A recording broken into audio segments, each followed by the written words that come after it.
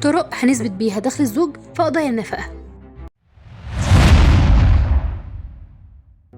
ستات كتير قوي وهي بترفع قضايا النفقة بتسأل ازاي اثبت الدخل الحقيقي لجوزي قدام المحكمة.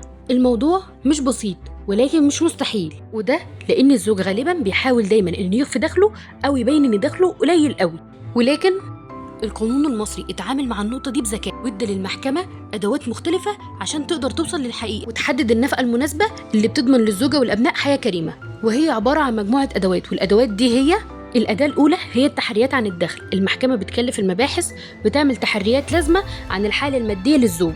أما بالنسبة للأداة التانية فهي مفردات المرتب، ده لو الزوج موظف حكومي أو قطاع خاص. المحكمة بتخاطب جهة العمل وبتطلب بيان رسمي في مفردات المرتب الأساسي والمتغير. أما بالنسبة للأداة الثالثة وهي الإقرارات الضريبية، يعني لو الزوج عنده نشاط تجاري أو مهني زي إنه مثلا بيشتغل دكتور أو محامي أو تاجر، المحكمة بتطلب من مصلحة الضرايب بيان رسمي عن دخله المعلن.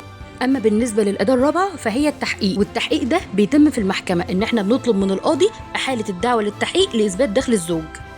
والأداة الخامسة هي الأملاك والعقارات، وده بيتم مخاطبة الشهر العقاري لمعرفة لو كان الزوج عنده شقق أو أراضي، وكمان نقدر نخاطب المرور لمعرفة لو كان يملك عربيات أو لأ. والأداة السادسة هي الحسابات البنكية. المحكمة في حالات خاصة جدا ممكن إن هي تطلب كشف حساب بنكي، أو في حالة إن في قرينة قوية جدا تثبت إن هو عنده أموال في البنك.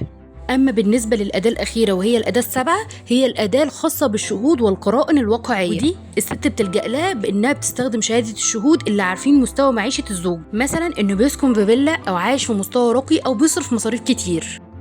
وبكده يبقى وصلنا للخلاصة: إثبات دخل الزوج مش موضوع معقد زي ما الناس فاكرة، وده لأن القانون وفر للمحكمة كذا طريقة اللي من خلالها بتقدر تكشف عن دخل الزوج الحقيقي، وده لأن القاضي هو اللي بيوازن الأمور والأدلة وبيحكم النفقة وبيراعي في الحسبان ظروف الزوجة والأولاد. فعشان كده ما تخافيش، القانون دايما في صفك. تابعينا عشان تعرفي لو دخل جوزك مش ثابت ازاي تثبتيه قدام المحكمة.